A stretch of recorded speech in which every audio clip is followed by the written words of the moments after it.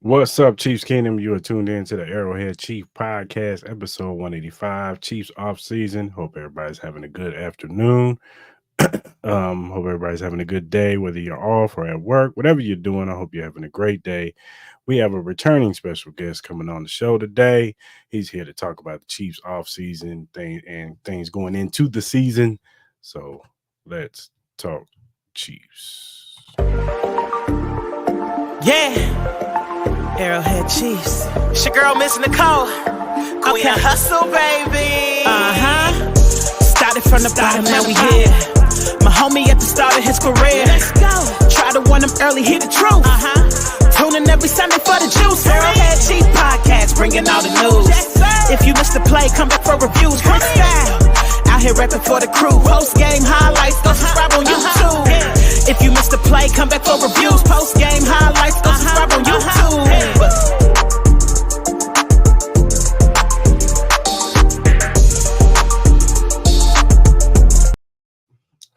And we are back. Arrowhead Chief Podcast, episode 185. Ed Easton from USA Today. What is going on, brother? Thank you for coming back on the show. Feeling good, man. Happy to be back. It's always great to be here. I think I have a goal now moving forward. My goal is to be good enough that I actually make the intro. So that's my goal moving forward every time I come on the show. We're going to work on that, Ed. We're going to definitely put you on the intro, man. We got to revamp it for the new season. So we're going to definitely get you on there, Ed. You've been on the show enough, so you definitely going to get on the intro. Appreciate it. No problem, man. All right, man. Let's talk about it, man. Chiefs off season. It's been a roller coaster ride, to say the least. We win the Super Bowl. The parade happened. We all understand what happened at the parade. And then just everything just went crazy in March. Yes. From Rasheed Rice to the whole, the Harrison Buckner situation. That was more so of an opinion of one person and how he felt at a gathering where people were most likely like-minded. So, it is what it is on that. Then you have Isaiah Buggs, you had Dewanye Morris. What is your hope in all? And then on top of that, we have free agency and the draft. So, what are your thoughts so far leading up to now? Almost time for training camp, which is like in 5 weeks. What is your thoughts on the Chiefs off season? Well, you know what? You have to think about all the different things that happen off the field. And when I say off the field, I mean like the Rasheed Rice situation, everything that's going on with Bugs right now. There have been so many different things that's going to be like the headline when everyone's going into training camp. They're going to be talking about, what the Chiefs did the off season. It kind of overshadowed some of the good stuff that was done. And I think the number one thing was the L'Jarius Sneed trade. Yeah.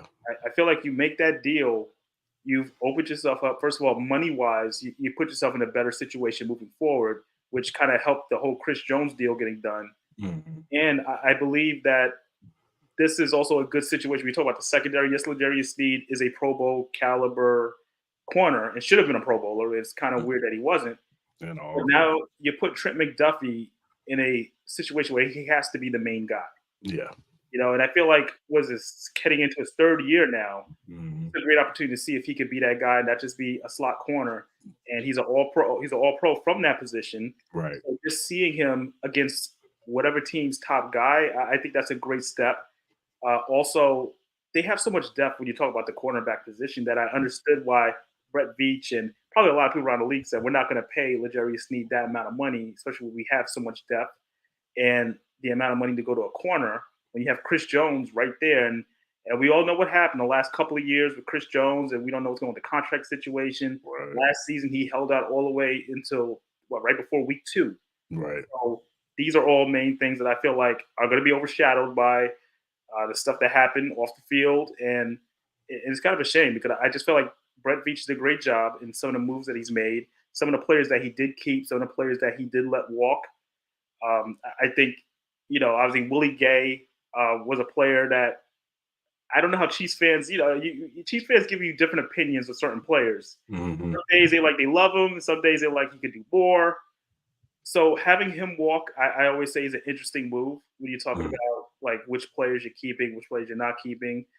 Jody Fortson, been in the organization for years, started off as a wide receiver, became a good goal line tight end when healthy.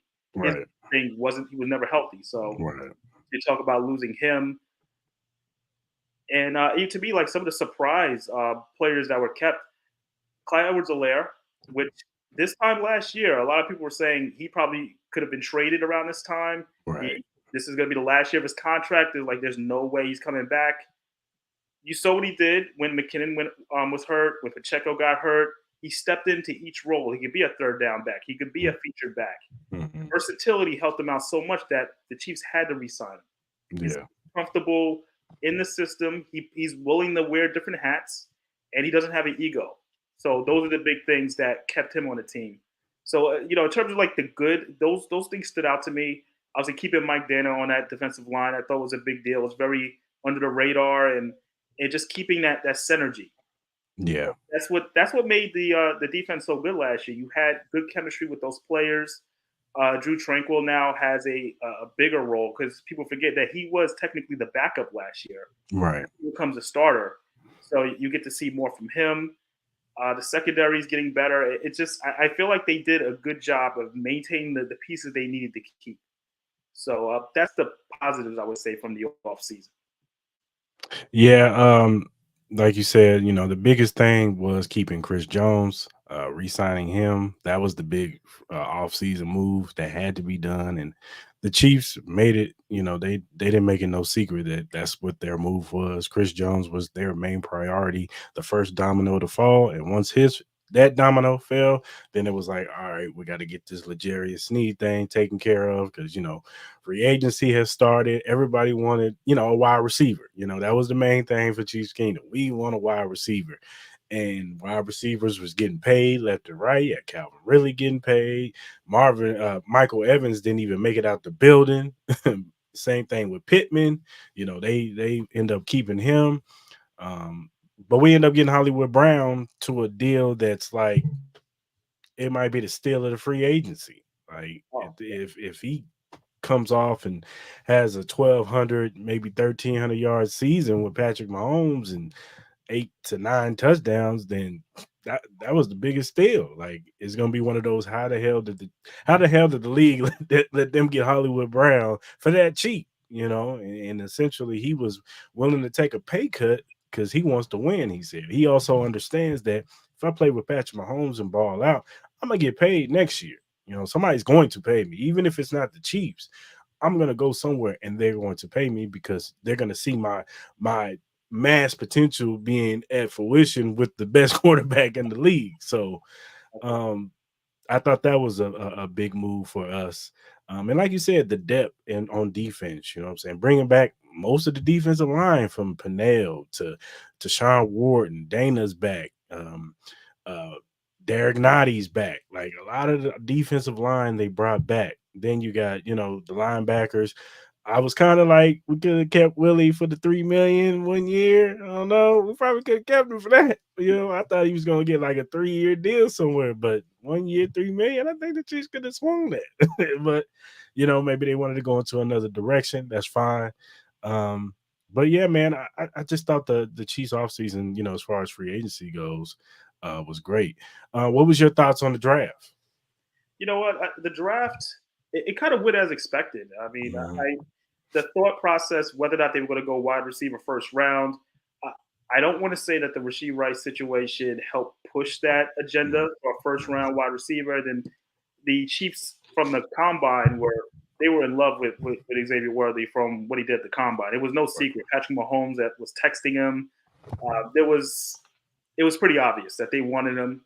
So when you're watching the draft and you're assessing the different picks that are coming out, you could have seen them say, okay, we're going to go first round offensive lineman. But then you look at the offensive linemen that were available late in that first round and the sort of quality they could probably get in the second round. It only makes sense to get the guy you want anyway. They all wanted Xavier Worthy. And at the end of the day, if Patrick Mahomes says he wants this guy, they're going to go get this guy. That's just the way it's supposed to work at this point for a guy that's he's won 3 Super Bowl titles, 3-time Super Bowl MVP. I think you listen to what he says. Right. So I'm not surprised about that.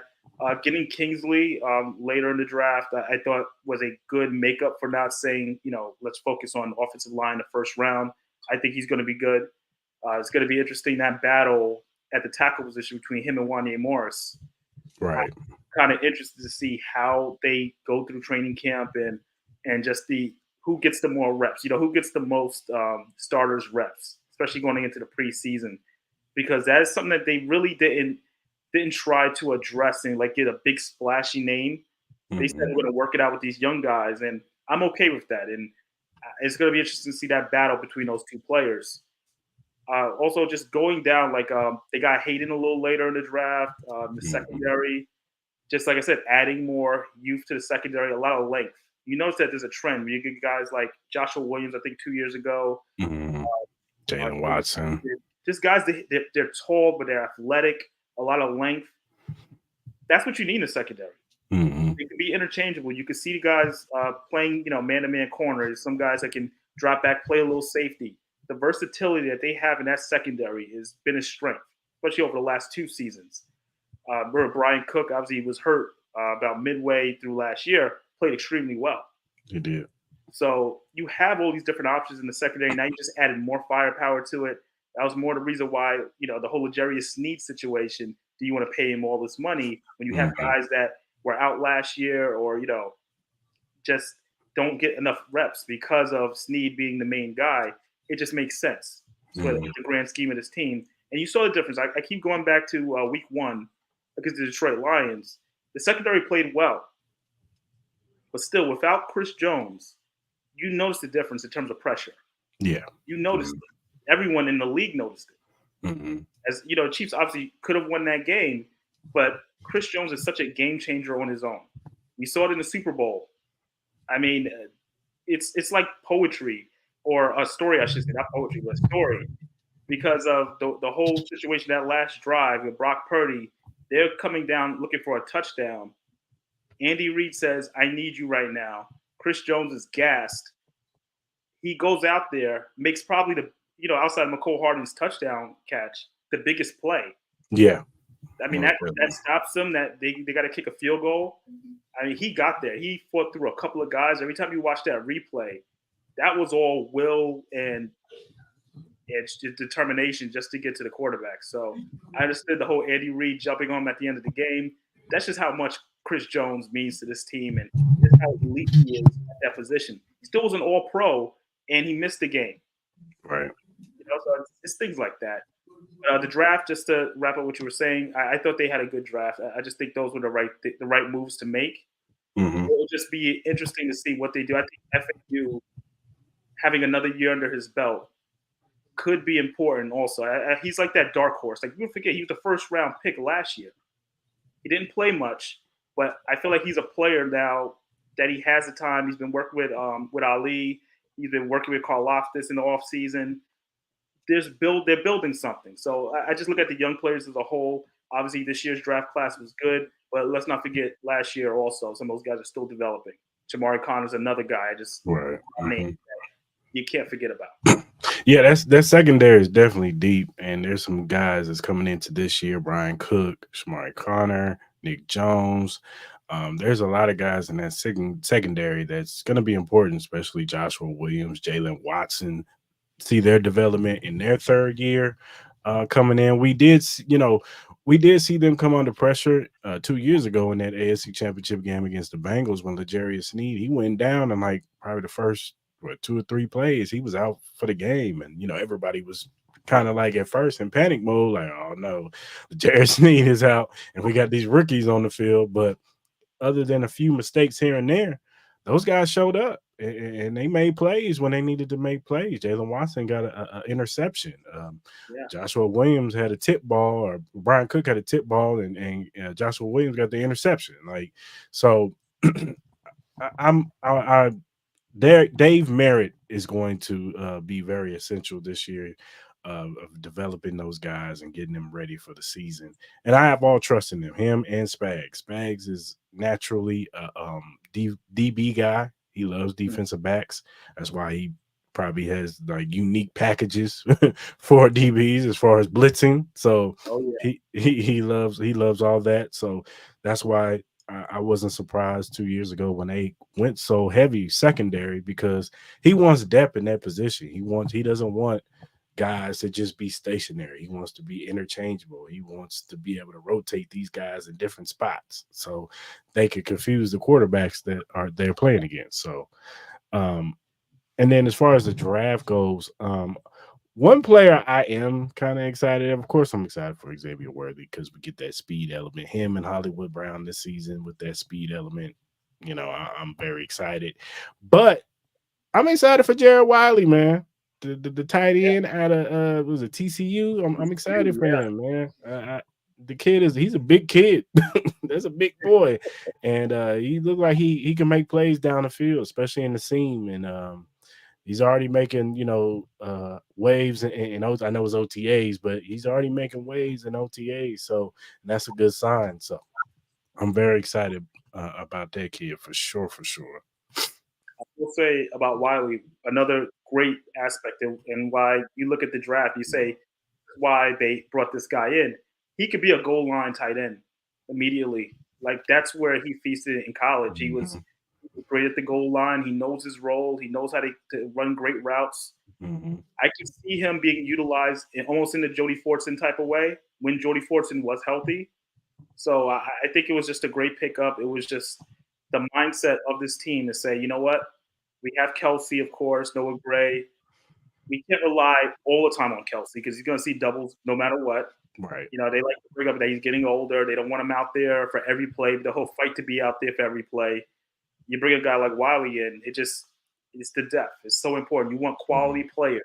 And they also added, I believe, Irv Smith also at Yeah. tight end Mhm. as a signing. So you get a veteran guy that has a lot to prove. He's been injured a lot, but when he is healthy, he is a talented tight end. Yeah. So you look at the end room now and you're saying, there's some talent here. There's some guys Mhm. that that can not only block, but can also catch the ball. They can go down the field. So it won't just be like, if Kelsey's out of game or if Kelsey has to sit out some plays, you got guys that can run routes and make plays down the field. Yeah, for sure, for sure. Um, what what is your thought? What's going on here? What is your thoughts on the wide receiver room? Well, my thoughts on the wide receiver room is they're going to run fast. It's going to be a fast room, and it's exactly how Andy Reid likes to coach his team. He wants fast players. So you got Hollywood as you now have, and once again, this is nothing against MVS. You have a number one receiver, automatically a veteran that knows how to get to his spots. That's going to be on the outside. Sometimes will play a little on the inside. You got Xavier Worthy, who, let's be honest, he might just stay in the slot. We don't know where Yeah. he'll play. He'll be an interesting play. He's a guy that might line up in the backfield because you want to use that speed. You bring back McCole Hardman on a 1 year deal. I think that's also pretty much I would say an underrated signing because you bring in a guy that knows the system. He obviously can handle clutch moments. Patrick Mahomes, he's very good with Patrick Mahomes. He knows the offense. You could put him anywhere. He could be a punt returner. He could be this. He could be a variety of different things. So bringing him back was insurance even more than usual. You still got Watson. I know a lot of people have their thoughts on whether or not they should keep Watson, but I think he makes sense for this team because he has the chemistry with Mahomes. And every year, as we've seen, when people say, why is Watson on the team? He's going to play. Yeah. You put him out there, he's lined up. They're going to have him out there. So he's made big catches in the past. He makes sense there. That's already four wide receivers that you know are going to get a lot of action. And then it becomes that fifth spot where there's a lot of question marks because you got Sky Moore who had to deal with the injury last year. A lot of people feel like has underperformed. Now he's heading into his third year. He has a lot to prove. Kadarius Toney. I mean, do we have to go down that road to explain the Kadarius Toney situation? So you have that, and there's a bunch of other guys. Justin Ross, is he in the mix? There's other guys in the mix. It's like there's so many different question marks at the end of the depth chart. But you gotta feel comfortable as a Chiefs fan of those top four. You have to feel comfortable. Yeah, for sure. Yeah. This our wide receiver room will definitely be better next year for sure. So yeah, I'm definitely excited to see what this wide receiver room could do. All right, man. Let's talk about the ring ceremony, man. It happened a couple of days ago, man. They brought the rings out. Let me pull it up real quick. I mean, they look good. They do look good. They definitely look good. This is just the front view. That's all I can get, really. Oh, we got the side view with the Mahomes and the 15. Got the back to back with the Super Bowl score. Mm-hmm. And then all the different diamonds and rubies in it. And then on the inside, it has the play that won the Super Bowl. Yeah. With the date on it. And then on the inside, it has confetti and Super Bowl rings or the Super Bowl championships in there. Now, there was a discrepancy. They messed up on Miami's seeding. Yeah, They were the six. They were the 16. yeah. It's a funny. You know what's funny is that I believe everybody in Miami probably had an uproar over it. They were like, at least give us the 6 seed, give us our correct seeding. But Oh I man, don't think. does it matter? Yeah, I mean, probably for the people in Miami, I guess Yeah, I they want guess to have so. their selves represented the correct way, but it doesn't matter in the long run. You lost, regardless. Regardless, you lost. So, but no, it was a nice ring, bigger. They keep getting bigger with these rings, man. Bigger and gaudy. That's what these rings are going to represent. I don't know how they're going to top this if we get the three-peat. That ring is going to have to be amazing. I joked around and said they're going to make it out of vibranium I mean, because at this point, and yeah, I just thought it was. I really enjoy the fact that they have the game-winning play, listed right in the middle of it. I just think that is really cool. that is Yeah, cool. to see that in there, and for all the guys that are wearing that ring, as a reminder. Mhm. Especially if you're McCole Hardman, you look at that play every time you look at your ring, you have to know, hey, you're the guy. Is a reminder that caught the game-winning touchdown. Yeah, for sure, for sure. So Yeah, it's yeah, really man. They did a really good job with this ring, man. And like I said, if we do get this three-peat, I'm gonna be I'm gonna be amazed at what they do with the next one because they're gonna have to top it. oh yeah. All right, man. Let's talk about the Chiefs schedule because this schedule, man. Whew, Playing every day except for Tuesday. yeah, man. They are trying to do their damnedest not to let the Chiefs have a three-peat. So out the gate, we Mm, got Baltimore home at the banner raising home opener, season opener, yeah. uh, Thursday night football against the Baltimore Ravens. We get them early, and then we get the Bengals the following Sunday on afternoon. The afternoon games against the Bengals. How do you feel about getting Baltimore and Cincinnati back to back this early? I love it in the sense that you're going to get, you're hoping, you don't want to think the worst, but you're going to get healthy quarterbacks. Because I know that was the situation with Cincinnati not having Joe Burrow towards their matchup, and that was on New Year's Eve, I believe. Mm-hmm. So you're going to get Joe Burrow. Once again, they love throwing it back in Arrowhead. He called it Burrowhead. So you can almost expect every schedule is going to be at Arrowhead Stadium with the Bengals. Mm-hmm. You start off with the Ravens. I love that matchup because a lot of Ravens fans, a lot of Baltimore fans, a lot of people in general that watched that game didn't really give the Chiefs much of a chance. Because Baltimore, No. they were heavy favorites in that game. Yes, they were. So they sort of feel like they were robbed of that opportunity. Like they still feel like they're a better team. So they're gonna have a nice little rematch in a sense. But whenever you get Lamar Jackson, Patrick Mahomes in a game, it's must see TV. It makes sense for the opening game of the year. The NFL knows what they're doing. Then you got to have the superstars out.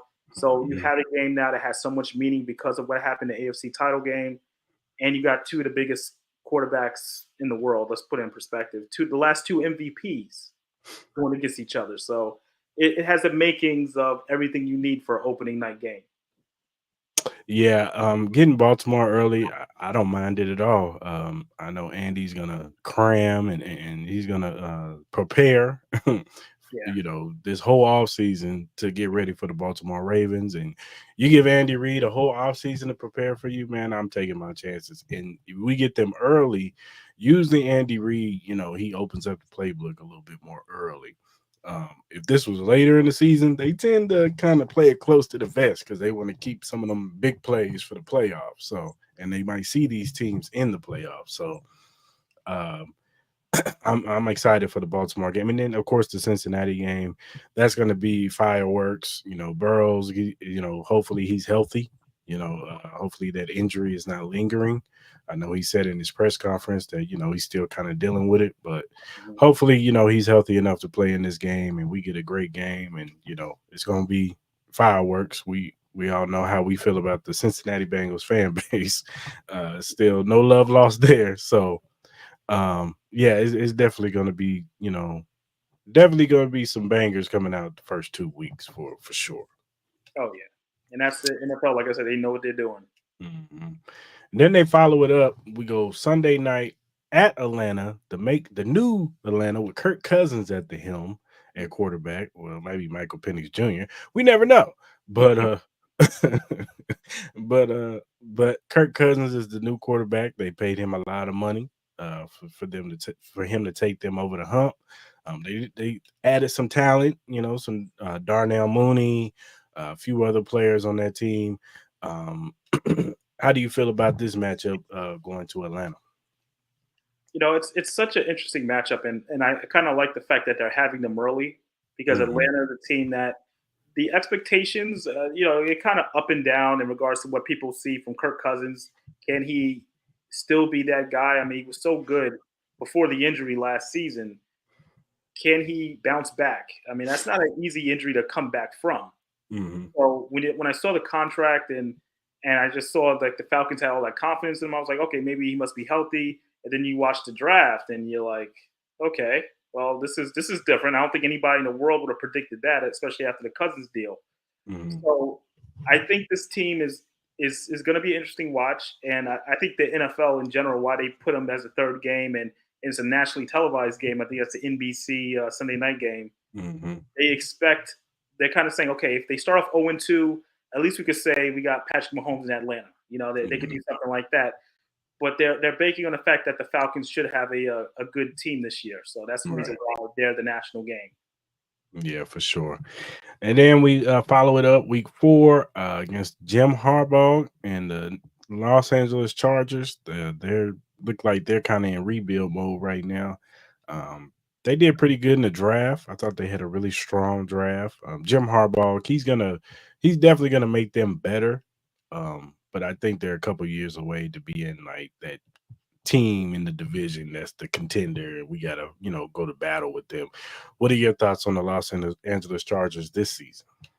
I think it's more about the Harbaugh first matchup against the Chiefs as Mm. as a Chargers head coach. That's really pretty much just going to dominate the storyline. I can't, the Chargers have a good team. Don't get me wrong. You Yeah. still have a great quarterback. You still have different weapons around him. I think they're going to contend this year? Not really. Hmm. But having, in terms of the marquee of it, it's going to be about Harbaugh versus Andy Reid. Yeah. They know each other well. That's pretty much the way I look at it. Yeah, for sure. Um, then you got the Saints on Monday night. The Saints are kind of a weird team this year. I'm not the biggest Dennis Allen fan as far as a head coaching goes. But they have talent over there. It's just Derek Carr, man. I don't you don't know what you're gonna get with Derek Carr. One game, Derek Carr's and 3 or 4 touchdowns, and the next one he could throw for 200 yards and 2 touchdowns and 2 interceptions and lose you the game. So I don't know what to make of the New Orleans Saints, but on Monday night, I expect the Chiefs to win this game pretty handily. What are your thoughts? I think it's Monday night. They're hoping, this is obviously the ESPN national game. They're hoping for some type of fireworks. I mean, New Orleans historically plays well at home, especially on primetime games. So having them there in that spot, I mean, it's weird because also the early buy is right there for Yeah. the Chiefs. Uh, I don't see it being a tough game for the Chiefs, but once again, we don't know, like I said, what version of Carr we're getting. if we're even Yeah. getting Carr at all. So Yeah. Yeah. It might be Spencer Rattler. it could be. It really could be. So, that's something to look at. And you got the bye coming up, and it's a Yeah. Monday night game. Yeah, I'm trying to find a good spin on it as to what people could be looking forward to. But other than that, it's just a Monday night game. Yeah. Mardi Gras, I don't know. Right. I don't know either. Um, then you have, like you said, that I hate this. I dread this early bye week. We've never had an early bye like this. Usually our bye weeks are like week 10, week 11, week 12. This year they said, nope, we're going to go week 6. How do you feel about an early bye week? Well, someone covering the team. This is the first time I've seen a bye week this early. Mhm. Even Mahomes mentioned saying that he's never had a bye week since he's been in the league that early. So it's almost like you're thrown off a little bit having a bye week in the beginning of October. That's usually what they don't do to the better teams. A Mhm. lot of better teams in the league, they kind of get the later bye and they kind of switch it up here and there. Right. I think the only reason why the Chiefs have the early bye is because of their schedule getting so weird later, where you have the Christmas Day game, where you have Mhm. the Black Friday game. It's like Mhm. that's why they have to put them early because it's gonna be rough the rest of the way. Yeah. Yeah, I agree. It's definitely going to be a roller coaster this season as far as this schedule goes. You have to, But I do like the fact that out of the bye, we get to play the San Francisco 49ers. I'd rather be off of a bye to play them than, playing a tough game before and then had to play them. They're going to be very up for this, especially at home. They're at home. So they're going to be up for this game, just like how they were up for when they played the Eagles last year. They feel like they got robbed. They should have won that NFC Championship game. They probably feel like they should have won the Super Bowl. So they're going to be very up for.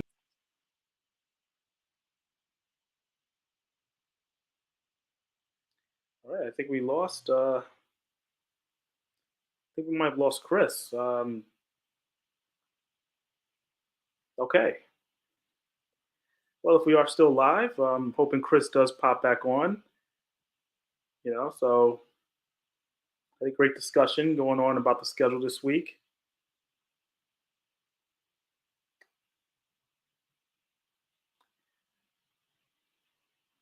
Okay. My bad. I'm sitting there talking I mean, I was hosting for a good minute, man. I was just like, oh, we might have lost him for a minute. So and it just cut out. I didn't even notice it cut out. I okay. just looked. I didn't hear you say anything. I was like, "What's going on?" Oh, it cut out on me. All right, let me bring this back up. Sorry, people, for the technical difficulties. I don't know what's going on. I hope you didn't lose any viewers by me jumping in, having to stall for time for a minute. No, nah, people are still up in here. But no, I was just saying, the San Francisco game, how do you feel about the San Francisco game?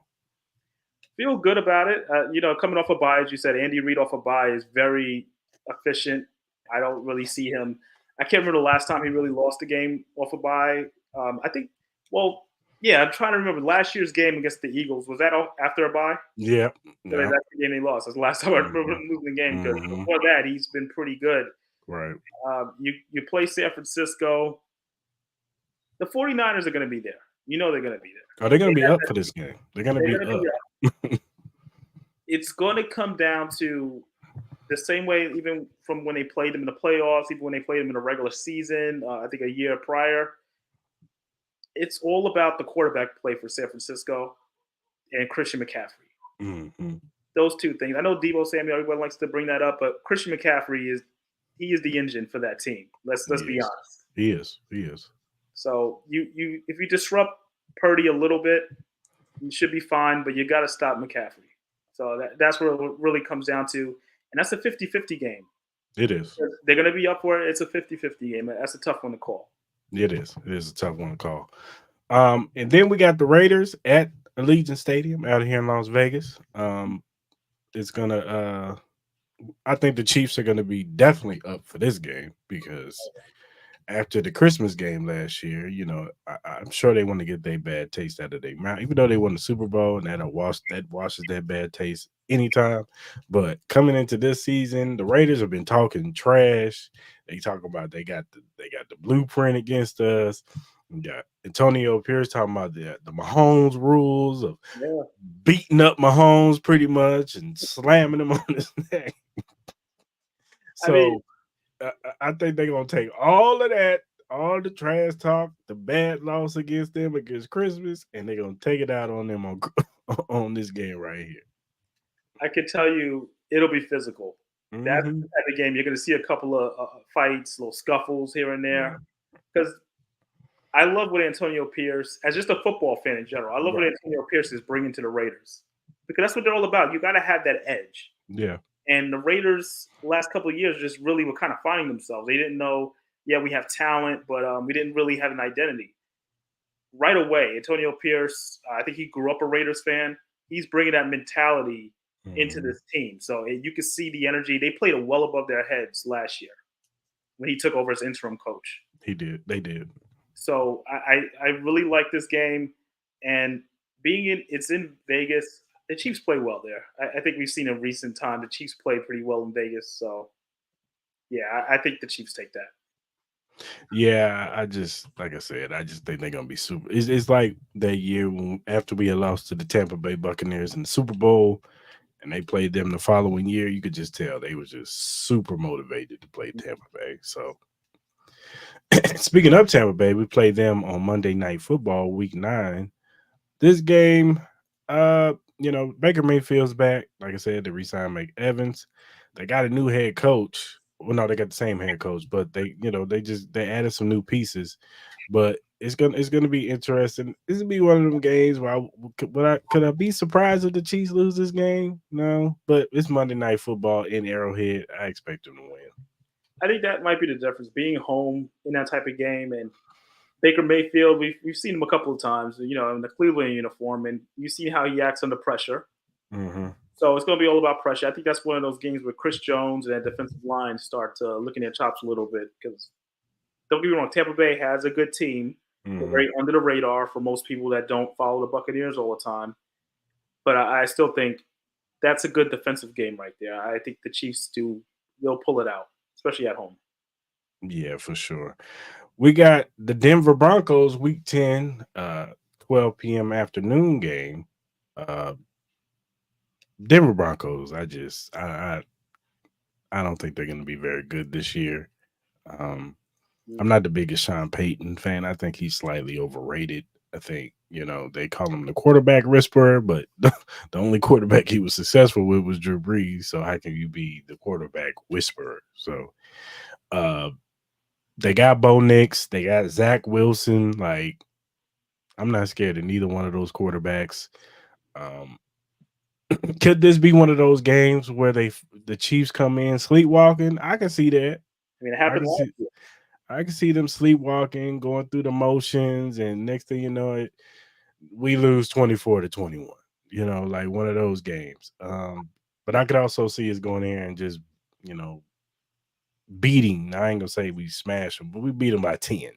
Just beat the Denver Broncos by 10 and do enough just to get out of there and win the game. He's one of them high pressure, we stressing. Why is this game this close? And then at the end we pull it off. So how do you feel about the Broncos? You know what? I like Bo Nix. I'm Hmm. curious to see how he fits into the whole Sean Payton playbook and that whole mindset. Because the thing with Sean Payton that bothered me the most was the way the Russell Wilson Yeah. situation went down, especially since Russ played well last Yeah. year. But they were never on the same page. You could tell Sean Payton didn't want Russell Wilson as his quarterback. That's what it really came down to.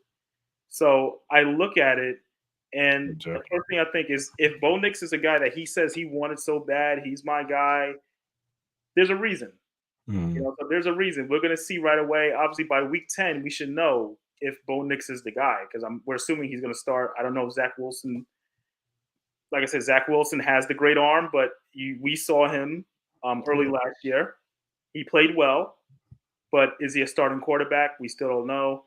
So there's a lot of different things. I see some of the messages about Bo Nix, but there's a possibility Bo Nix could be pretty good. I mean, I don't think I've seen a hit that high on a player that wasn't picked because Sean Mm. Payton wanted Bo Nix immediately. Yeah. Yeah. Yeah. I saw his press conference where he seemed like he swindled the Minnesota Vikings in getting Bo Nix. I don't know about all that. But hey, he might be right. We never know. We never know. Never know.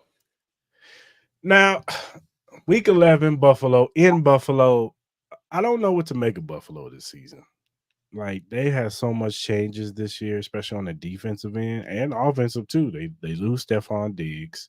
They cut half of their defensive guys that were, big playmakers for them. From was it Travaris White Mhm. to Hyde Poyer? They're both gone.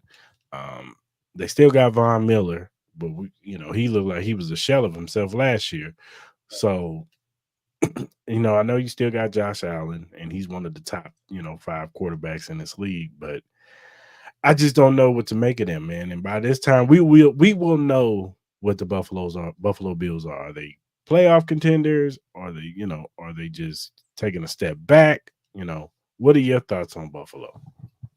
Well, I feel like their window is closed in terms of being a contender.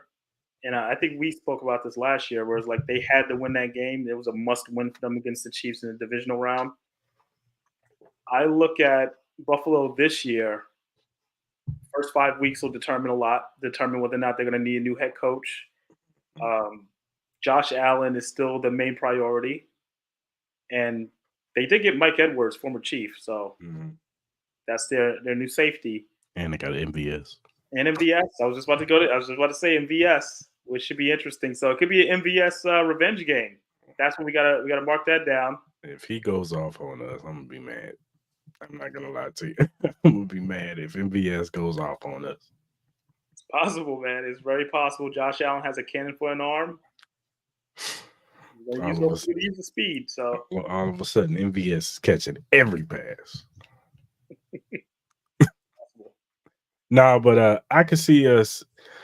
I think we're gonna win this game because we're at Buffalo. Usually, when they come to us, they usually beat us. But I think we beat them at their place. So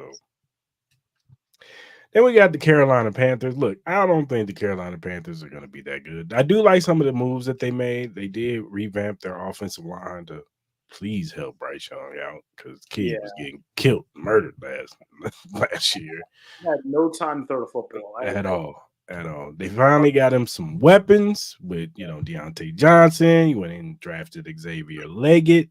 Like I liked a lot of the moves that they made. They And still you know what's feeling. and you know what's so funny about this game right here? As much as I feel like we should just go in there and handle business and win, this could be like that Colts game from a couple of years ago where the Oh, Chiefs trap game. just Yeah, fall asleep. it could be a trap game. Just Um, fall asleep. but what's the scary thing about a team like that? They still have a guy that's a number one pick. Yeah. We can't forget about that. Last year was what it was. What it was. He had to take his bruises, and we've seen so Mhm. many number one picks that had horrible first seasons Mhm. and bounce back and become Hall of Famers. So we don't know. By week 12, he could have found his way, and he could be one of the better quarterbacks in the league. So it sometimes just takes a couple of games to really get it going. I keep thinking about Jalen Hurts. At one point, people were saying, "How in the world could you draft Jalen Hurts in the second round?" And just like that, within a year, he was an MVP candidate. Mhm. In the Super Bowl. So it's just things like that. You never know, and that's what I look at when you see this Week 12 game. That could be a game if the Panthers are a lot better than what they look like, could easily be flexed. So, oh, here we go. Leave it alone, Joe. Hey, he got it done in the postseason. I'll He just say did. that. He did get it done in the postseason. And then, like you said earlier, we have the Raiders again on the Black Friday game. I don't think that's a coincidence why they put us against a division rival on Black Friday. Um, At home. at home, definitely. They're definitely going to be pushed now. It depends on what the Raiders are about this time. Are they, at least a playoff contender? Vying for a wild card spot or something like that. Mm-hmm. Maybe so. We never know. It depends on their quarterback play, and they have Gardner Minshew and Aiden O'Connell. So we'll see. Right. But this will definitely be an interesting game. I still expect the Chiefs to beat them on I think Black they'll jump Friday. on that one more than they will the first matchup because this is a nationally televised game. I think this might be Hmm. Prime Video also. Yeah, Hmm. Prime Video. So it's a Black Friday second ever Black Friday game. Hmm. Those games, I think the Chiefs are aware since they're getting these premier spots, whether they be Black Friday, Christmas. They know they have to show out. Yeah, You're gonna get a different audience. You're gonna get an audience that may not have watched all year, but they're gonna be like, "Hey, it's a Black Friday game. Hey, it's a Christmas game." So that matters. It matters so much. it does. No, it does. It definitely does. Then we second game against the Chargers will be a Sunday night game. We'll see what the Chargers are around this time. We'll see how good Jim Harbaugh can coach this team up, and they will definitely have an identity by this time. I know Jim Harbaugh, he likes to play good defense and run the football. And so one thing I will say about the Chargers, they're going to be a tough team. They're definitely going to be a tough team, and I think they're going to be a tough out. So I don't think they make the playoffs this year, but I think that they're going to get a couple of wins where people are going to be like, watch out for the Chargers next season. I agree. So I do expect them to win this game, even though we always play the Chargers tough. It's always come down to the wire. I still expect us to beat them, in this spot. So now this is where it gets tough Yes. because we have 3 games in 10 days. Ridiculous. I think I speak for every journalist or anybody that follows the team on a regular basis. I've never seen a stretch like that in the National Football League. Maybe even. That is a ridiculous stretch because especially since you have to go on the road twice in that time frame, it's that's a tough one. You go Cleveland, which is going to be a physical game. Very physical. You come back home, you go the Texans on that Saturday because you got to play on that Saturday in order to be prepared to play Wednesday in Pittsburgh for Week 17. At pretty much just the end, this is such a tough stretch of the season that could determine playoff positioning, so many different things. So I'm still shocked that this is happening, that this is their schedule. But you didn't really, even Andy Reid, I say he's never seen a schedule like that. It's just wow. Yeah, it's crazy, and they're not easy teams to face either. It's not like they got a couple cupcakes and one good team in there. It's like Cleveland, they could be vying for a playoff positioning. Depending on how Deshaun Watson looks, we're gonna definitely know what Deshaun Watson is by this time. He's healthy. Yeah, if he's healthy and everything, and we're gonna know if he's still good or if he's lost it. Houston Texans, everybody's looking at them as the new up and coming team. And they made a bunch of moves on offense. Yeah, you got the CJ Stroud hype train moving along, which rightfully so, because the kid had a great rookie season. But we'll see. These quarterbacks tend to take a step back their sophomore year because defenses have gotten tape on them and known their tendencies and all that stuff. But we'll see how much better he's gotten. And then you got the Pittsburgh Steelers, who Mike Tomlin's always going to have them coached up right. Their defense is always going to be good. We'll see what happens with Russell Wilson, or is it Justin Fields? But that's the key. Yeah. And that's the first Netflix game. Mm-hmm. So if anybody doesn't have Netflix, you gotta, you want to see the Chiefs. It's kind of like that playoff game last year. I mean, you gotta make your adjustments early. Yeah, man. Yeah, it's all bad, man. They taking all our money, man. They're taking all our money. But at least if you're in the Kansas City area, you do get this game locally. So that's correct. Yes. And then we end the season off with Denver. Hopefully by that time, everybody is not playing, and they got Carson Wentz out there throwing footballs to Nikio Regimio. It's not a bad thing. Yeah, for sure. So hopefully so. Hopefully also a very underrated signing. I agree. A lot of people was like kind of down because they hear the word Carson Wentz. I think he's probably the best backup we've had since Patrick Mahomes took over as the starter. Yeah, you got to no shade to Chad Henne. He made some plays for us, but as far as talent wise, Carson Wentz is better than Chad Henne. No question. We're not gonna do that. He's better than Chad Henne. So I like the signing. He's a good backup. Uh, he can come in. He can probably do the full playbook. He can make the same throws as a Patrick Mahomes. He's not Patrick Mahomes. Let me reiterate, he's not Patrick Mahomes, but he has an arm and he can make some of the same throws as Patrick Still a Mahomes. little mobile. You know, he Yeah, doesn't have the same mobility he did while he was with Philadelphia. what do you know? But 20-0, I that's know a that. pretty lofty up there, man. I don't think 20-0. Yeah. Tough one, man. But Yes. Yes, Clarence. I will give how about this? I will give my prediction Go because ahead. I've been thinking about this in terms of the regular season. Boy, I'm gonna go 12-5. Okay. Yeah, I got him going.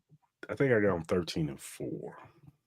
Okay, Yeah. yeah, I think one of those Raider games are gonna give them trouble. Think so? Yeah, I probably think that first one in Vegas is gonna be a tough one.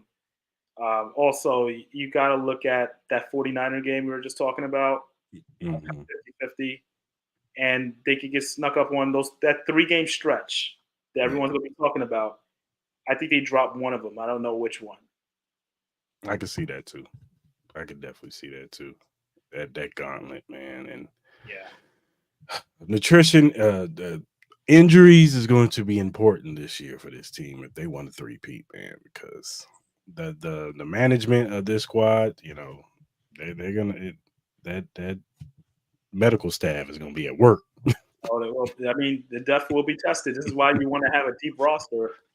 And just also another thing that I do want to point out, the whole situation with the new kickoff rule, Mm. which I think it's changed. It's going to change the game in the long run, especially in the draft. Mhm. Because now moving forward with kickers having to get physical. So because Justin Reed most likely is going to do a lot of kickoffs for the Chiefs. That's the expectation right now. Mhm.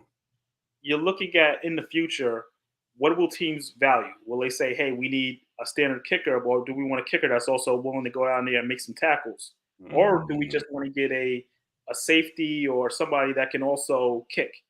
Mm. So it's gonna be tough because can you realistically see, and we've seen this for years, where there'll be kickers that have been kicking for 20 Stop it. years. Stop it. Oh boy, that's different. You Stop see it, bro. kickers that have been going at it for 20 plus years. I don't think that's going to happen anymore, especially with this kickoff rule, because you got to be willing to do more. The Chiefs are lucky they have Justin Reed that can kick the ball and can also be on coverage. So I just think that's such an interesting thing, and I'm curious and excited to see how it plays out in the NFL. Yeah, that's definitely. Do you think Lewis, what's his name, Reese Gamet, is going to make the roster? You know, you know what's interesting? I can see him starting on the practice squad Yeah. just because it's getting the reps. But Hmm. he's impressed people in the different camps and OTAs. He's impressed people. It's just a matter of getting used to the game. He never really played the game. The guy's just been doing the pathway program. Then he goes into OTAs, does drills, does rookie camp drills. I just want to see him play in a preseason game Yeah. because then we'll know. Because we hear he's fast, he's physical. Obviously, rugby you got to be tough, and he was a Right. star in rugby. Mm. So I wouldn't be surprised he played well, but I think he has to start off with the practice squad, and then they can see what they have and elevate him towards the middle of the season.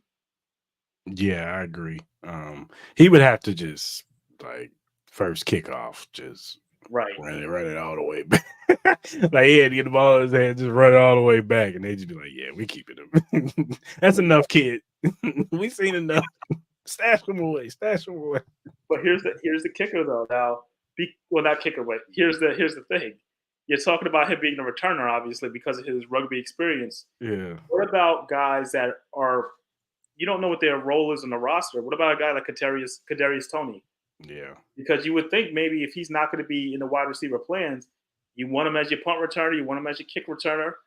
If Hmm. he can't make a spot, then he's one of those guys that's going to get cut. Yeah. So preseason, I know a lot of people say preseason is what it is. It's a lot to look for. So there's a lot to watch if you're really in tune with what's going on with the team. The battle should be fun, especially in special teams. I did not like that Kadarius Toney didn't show up to OTAs. I know it's voluntary. Mm. I did not like that. He's Like, man, working. like, bro, you were on the bowl, man. Well, he's been working with Mahomes. Yeah, he did go to Camp Mahomes. I know he did. They put a lot of stock in that. I know Brett Veach mentions that a lot whenever he talks Hmm. about players that work with Mahomes in the offseason. So if he's Hmm. still working with Mahomes and there's some type of reporter, you know what I'm saying? There's something there. Well, There's a, they obviously love him because oh, I've always made this argument that because everybody's like, oh, they that Kadarius Toney is on the bubble. They're gonna cut him any moment. What's taking them so long? It's not like it's gonna change now. You know, if it would have changed the week after the Super Bowl or up until now, like it'd have been 2 million regardless, cap hit regardless if we cut them. So it's like, and the Chiefs don't waste no time no. getting rid of players that they don't want. As soon as all the celebration, the parade, and all that stuff happened, as soon as the offseason hit, they was like, "Thank you, MVS. We will have your we will call you when it's time for the ring ceremony." Like they didn't waste no time. Let me And tell you. go ahead. Let me tell you this. We talked about this last year about CEH, right? Hmm. What if what if KT's having his moment similar to that? Yeah. Because he's a guy that, like I said, you can't teach speed. No, you can't. You can't. He has speed. He can make people miss. It's the Hmm. fundamentals he struggled with last year. Hmm. And once you get that cleaned up, he's going to have a lesser role. Remember, last year we were expecting him to be the number one. We were expecting him to be the number two, possibly. Now he has a smaller role. It could be different. So I'm just throwing out there possibilities. I know I'm going to get you guys are checking in, watching right now, but I like to Yeah. be positive with what's going on with the roster. What's your thoughts on Nikio Remigio? You know, it's an interesting one because he's one of those guys where he has to ball out in camp. He has to ball out. You know, Not to cut you off, I did find it interesting that at this little golf thing that the Chiefs coaching staff was at, Dave Tope out of his mouth said that Nigel Remigio is the starting kickoff returner right now. I mean, well, right now it was in June. What was it, June 17th, June 18th? Like, For him to put that out there, like Uncle Dave, he got a lot of pull on his roster when it comes to the cuts and stuff. can I say something about Dave Tope? You Dave know Tope is I am, great. Clarence. He's great. But I remember, I would say around training camp when Deneric Prince was supposed to be the starting kick returner, Yeah, and man. that he was looking at a couple of different guys there. So listen, go into training camp, go into preseason. That's when you really determine what a guy can do. Yeah, Because there was a lot of guys that are superstars in OTAs and yeah, in no. rookie camp. I'm one of those people that when it comes to those type of drills, it's supposed to be about learning the offense or learning the defense or whatever facets of the franchise. That's what it's all about. You don't put pads on. You're just working out. We can't get excited over highlights that we're seeing from OTAs. We just can't. Mm. It's fun to watch. It's fun to get excited, but come on, let's wait till training camp. Let's Hey, let guys put the pads on. Let's let guys go to preseason games. That's when you really see. I'm not gonna lie, them Hollywood Brown, See, here you go. You them see? Hollywood Brown videos is getting me hyped up, man. I'm just saying, man. Listen, I can make a mixtape of Justin Ross I highlights know, from past camps. Okay, so I know you can. He's like a perennial All Pro. you see He what I'm did make saying? some good catches in mandatory camp from He did. Carson Wentz. He did, but exactly. But like it's you watch it. You watch the season or preseason. You're like, okay, well, is it going to translate? Like, Yeah, it's yeah. When fine. them pads come on, Everybody's fine. what's your concern level with Xavier Worthy being out most of OTA or all of OTAs and mandatory camp? What's your concern level with that? Not really heavy concern because once again, it's June. I Mhm. think when you got a guy with that type of speed, you know what he's going to give you. Speed. You just hope that he has good route running in good hands. That's it. 'Cause that's all they're going to use him for. He's going to be lined up in the backfield. He's going to do a lot of those different sweeps. You want to make sure Mhm. he's healthy to do that. So they're used to those type of guys getting injured. Kadarius Toney, I can go on and on about him. Um, I just think you got to give it time. Let's not get excited over him not showing up at OTAs and all that. We've seen him work out before. We know the guy has speed. Let's get him healthy. That's the number one priority. Make sure he's healthy. If he's not healthy, he doesn't help us. I have a theory behind that whole hamstring thing. I just think he didn't sign his contract yet, and it was just like, yeah, you got a hamstring. You're not gonna get hurt. You need to sign that dotted line first before you get on that field, player. You're not about to mess this up. We want all this guaranteed money.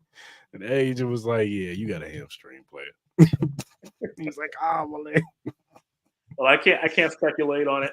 I know you can't. Yeah, I can't. I know you can't. I'm just saying. Do you have any concerns going into training camp? You know, the only concern that I would have, and it's kind of funny, Steve Spagnuolo brought it up during the one of his press conference comments during minicamp. Will the defense take a step back? Yeah. Will there be some complacency? You know, and he actually did this thing where Chris Jones was actually talking about it, that he had like a bulletin board up showing people, or it might have been like a PowerPoint, I should say, showing that his Giants team back in 2016 was one of the best defensive units out there. Then the very next year, they were bottom of the list. Led to him losing his job, a bunch of guys getting fired, and it happens just like that. It was the same unit, but the next year just fell off a cliff. Right. And he used that as motivation because it happens. You know, you could have a team that's just gelling. You could have the same players, and all of a sudden, the next season, you kind of think you could just turn it back on. He won't work that way. So I think, to me, that's the big key. Okay. Do you have any concerns on this offensive line? Well, we talked about it earlier. The situation is Wanye Morris up for the challenge of being the starter on a regular basis? Because last year we saw the struggles.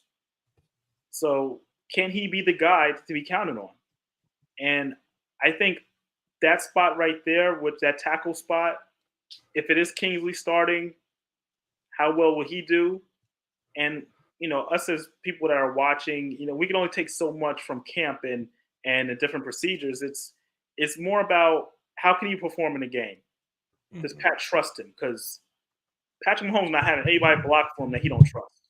Not at all. So I am concerned because you don't know that these are young players. You don't know how good they are. But I feel like Kingsley is going to make it.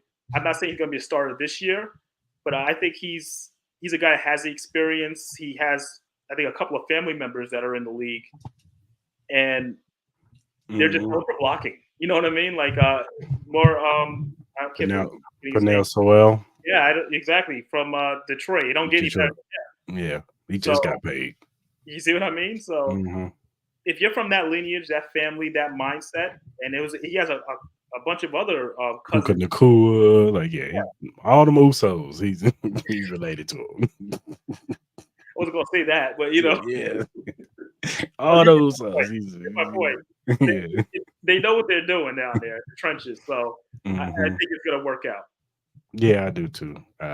It will tell me a lot because I think they're gonna wait to get the pads on, and if that after their first week of training camp, if they look at the boys and they're like, you see at the ticker, Chiefs will sign Donovan Smith, that lets me know, like, yeah, these boys need some work. I mean, it's possible. It's possible. Boys need some work. It's possible. Or they trade for like a Cam Robinson or somebody like that. Like I can see them like, yeah, we might need to let the young boys cook, behind somebody right now. So, but I have confidence in Kingsley. I think Kingsley's going to be good. The kid he's huge. Yeah, he's an athlete, but he's an athlete, man. He's not Orlando Brown Jr. at all. He's not that. So Orlando Brown Jr. was a Pro Bowler. You gotta give him props. With the Chiefs, he was a Pro Bowler. If you say so, he was a Pro Bowler. I didn't make it up. It happened. Everybody makes the Pro Bowl nowadays, man. Tyler Huntley got in the Pro Bowl, man. That did happen, yeah. And it was his fault that they lost that Ravens game a couple of years ago. They should have beat the Bengals. So, what's your thoughts on Trevor Lawrence getting this big old contract? You know what? I'm not surprised, only because a lot of people are going to say he hasn't won the big one. Well, Mm-hmm. that's fine. He's only been in the league, what, 2, 3 years now? Mm-hmm. Give it time. He's shown that he can lead a team in terms of playing well, and he did win a big. He actually did win a playoff game last year before they played. See, I think every time I'm on the show, I'm going to hear about it. It's okay, but I will say, like, once again, um, I made me lose my train of thought. But when you look at just this Chiefs team as a whole, Yeah. I'm just gonna go plain out say it like this. This team this year's team, I feel like has a higher upside than last year's team Mm-hmm. around this time. Like that's my thought in general when everybody asks about how you feel about this year's team. They have a higher upside. I feel like they know who their wide receivers are. Hollywood Brown is established. You have a possible like star and Worthy if he is healthy and he's able to Right. get the ball. Like I'm not putting him in a Tyreek Hill, mindset in terms of how he should, Mm-hmm. but he could be special. That's one of those things where you get a Yeah. player and you can automatically say he could be special. I think that's worth it. You know what you got on defense. Now it's just about being consistent on defense, and I think they'll move forward with that. And we didn't even mention Isaiah Pacheco. Right. He's gotten better every year. Yes. So now he goes into another season. He'll hopefully be healthy because he was pretty beat up at the end of last year. Still played Mm-hmm. well. Isaiah Pacheco is such an important part of that offense because I don't know if they win a couple of those games without him. No, we don't. We don't. I think this year, especially with the speed on this team, because when Isaiah Pacheco came in, we really didn't have this speed. I think it's going to benefit him to keep him healthy this season to where he's not going to have to run in stack boxes and 8 in the box because the defenses don't respect, the receivers on each side. They're going to have to respect Hollywood Brown because guess what? He's not just a speed guy. He can run the route tree. Like he can run all the routes out there. Xavier Worthy too. He's not just some fast track guy. He can run all the routes. He was highly productive at Texas from freshman year up until his last year there. He was highly productive. Stayed healthy, didn't get hurt, played in every game in Texas. So um, I'm excited for these wide receivers, man. I'm excited for this offense, and I'm excited to see what this defense looks like without L'Jarius Sneed. I think Chris Jones is going to have another one of those years because we got to take into account that Chris Jones didn't go to OTAs. He didn't go to training camp. He was just off somewhere doing his thing. He didn't play until the second game of the season, and he still won us that game Yes. and was still, really good through the season. Now he's going to come in, play with the guys on defense, build that continuity, and be ready for game one. And I think he's going to have a monster year. Same thing with George Karlaftis. I think he takes a step forward. Um, and I think he's going to benefit from Chris being there too early, not just coming in game two and, trying to pick up and whatever they learn in OTAs and training camp. Like they're there together. FAU is going to benefit from them. Mike Dana is going to help. I think FAU, I think that's why they signed Mike Dana. We forget Charles Omenihu when he comes back because he had an awesome second half when he came back and he was great in the playoffs. So we get him back, get him going. Like the defensive line can be really good this season. I do want to say something. I forgot to finish answering your question. Trevor Lawrence makes the most sense for Jacksonville. He is their franchise quarterback. Yes, they had to pay him the money. Let's be real. He won him a playoff game, and this was the year they lost to the Chiefs, where they should have lost that game. I believe they were playing the Titans in that wild card game. No, it's playing the Chargers. Was it Chargers? Yeah, they were playing the Chargers. They came back at home and won that game. To me, that established him as your franchise quarterback. That's obviously he hasn't won a lot of big games since, but he's your franchise quarterback. You got to pay him. I agree. I think the pushback around a lot of people was last year. I think there was high expectations last year because they had added some pieces, especially on offense. You get Calvin Ridley. You think, okay, this offense should be really good. And it just never took off. Right. It just never took off. And I know he got hurt later in the season. So he was dealing with that shoulder injury. And, I think he had a leg injury too. But ankle, yeah. So I know he was dealing with that. So, but there's going to be high expectations now with this new contract, but I understand why you had to pay him, because if you're going to pay Justin Herbert, who hasn't proved anything at all, and who by all means you beat him Right, in the playoff game, right. so that's your partnerships. Like, that guy got paid, and I beat him in the playoff game. So, and what else are they going to do? They're going to try their luck in the draft next year, like. They did the right thing. They did the smart thing. Pay the man and hope you can build with him. That's it. Yeah, yeah, for sure. And a lot of other quarterbacks is happy he got paid too. It's like Dak Prescott, That market. because whatever he goes next, he ain't gonna be in Dallas next year, but wherever he goes, he's gonna get paid for sure, for sure. All right, Ed, man, I appreciate you coming on the show, man. Always good to trade thoughts with you on the Kansas City Chiefs, man. I definitely gonna bring you back during the season, probably mid-season, so we could see where we at, as far as the schedule and the team going, and hopefully it's all positive, not like last year where it was doom and gloom and receivers dropping passes. And you had to talk us.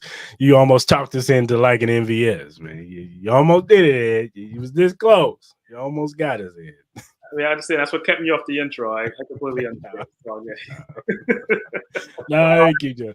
I'm gonna get you on the intro, Ed, man. I'm gonna get you on, man, for sure, for sure. You got anything, like articles or anything that's coming out, anytime soon? Well, yeah, definitely. I've done a couple of interviews so far during this off season. Adam Thielen, we posted about a week and a half ago. Tim Brown spoke to Robbie Gould, and just recently, and I think the first post went up. I got to check with my editor, but Rasheed Wallace, I got a chance to sit down and speak with him and talk. Big Chiefs fan. Oh yeah, he's a great interview. So it's broken down the articles, the actual audio version you'll hear later during the season for the podcast. So it's a lot of good stuff coming out. Cool. How many games you think Rasheed Rice gonna get? Ooh, yes. See, I almost forgot about that one. Mm-hmm. I wouldn't be surprised between 6 to 8, depending on because let's be real, like nothing's really settled. No, nothing is really settled. So I wouldn't be surprised. Maybe 6, if we're being nice. Do you think that they wait for the court stuff to happen before they make a verdict? Yes. So I feel like they're gonna wait. If they don't have nothing done by the time the season starts, does he play game 1? You know what? That's a good question. But then because they usually don't, they kind of wait and sit back, and then it's week 13, and then they say, "Yeah, we're gonna suspend you now." Do you remember? I think it might have been was it Frank Clark? Charles did the Willie Gay. They did the Willie Gay. Yeah, for the vacuum stuff. They waited till like week 6, and then they was like, "Yeah, he's out for 6 games." That's what it was. And it's like they can really just it can happen anytime, and then you can't do anything if you're the Chiefs. No. You kind of say if he's not there, he's not there. Yeah.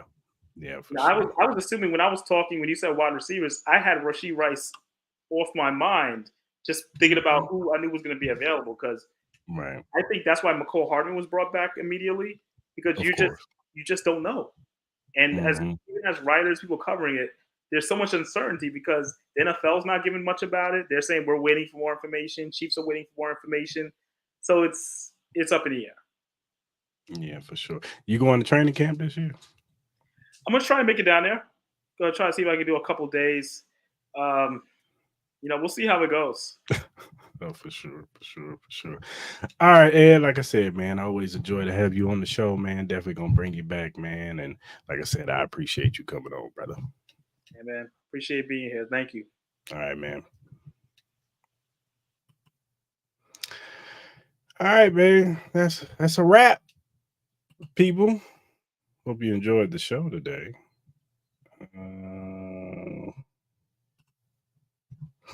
Got to give a shout out to the sponsors. Our sponsor, Glitch Energy Drink.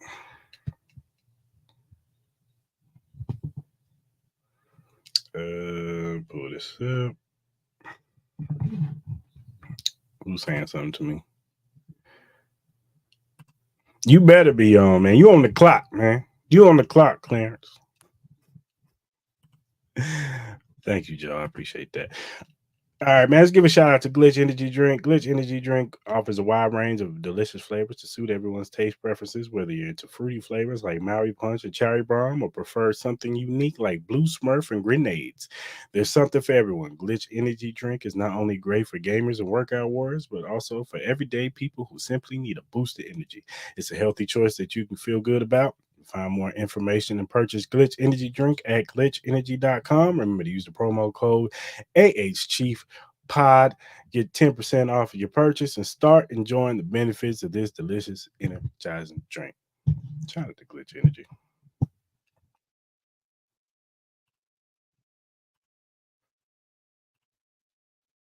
If you look down at the bottom, you see the link emqpodcast.com/locker-room. If you go to that link, you see the locker room access of all the podcasts under the Every Morning Quarterback umbrella. They have a 49ers one, they have a Patriots one, they have a Jets one, and they have ours, Arrowhead Chief Podcast. Click on the banner. You see all of our episodes from the recent ones to the past ones. So go ahead and get caught up. Also, they have their own podcast, so check them out. They talk about NFL league wide. They talk about college football. They give you even betting tips from all sports. So go ahead and check out their YouTube and subscribe to their channel. Shout out to Every Morning Quarterback. And whatever streaming platform you use, whether it be Spotify, Apple, Google, Amazon, iHeartRadio, whatever you use to do your podcasting on or listen to your podcast on, Arrowhead Chief Podcast is available. You'll also, if you're a first time watcher on YouTube, hit that subscribe button, hit that like button, hit that notification button. So when we go live every Tuesday at 6 p.m. Central Standing Time, you could jump into lives like Joe. Clarence will be on the show. He's a host. He's actually on the show. But Joe, he's always a resident in the comment section. So you could join Joe and talk about some of these topics as far as the Kansas City Chiefs go. And you could join in with us, man. So go ahead and subscribe to the channel. And whatever social media platform you use, whether it be X, Instagram, Facebook, TikTok, Twitch, Threads, whatever you use to do your social media on, the Arrowhead Chief Podcast is available. You can find us at Chief Podcast. Go ahead and follow us. We follow you back because we are not Hollywood. But what are we, Joe? Yes, sir. We are Hollywood. So go ahead and follow us. And hey, if you got a critique, you got feedback, you got a question, you got a topic that you want to give us concerning the Kansas City Chiefs, and we like it, we will bring it up on the show and we will shout you out because we want to show love to those that show love to us. So go ahead and hit us up via DM, our email address, or hit us up in the mentions. You know what I'm saying? Just remember to talk to us nice and normal. That's our motto over here. Well, people, hope you guys have a good rest of your week. Stay safe, be blessed, and I'm out.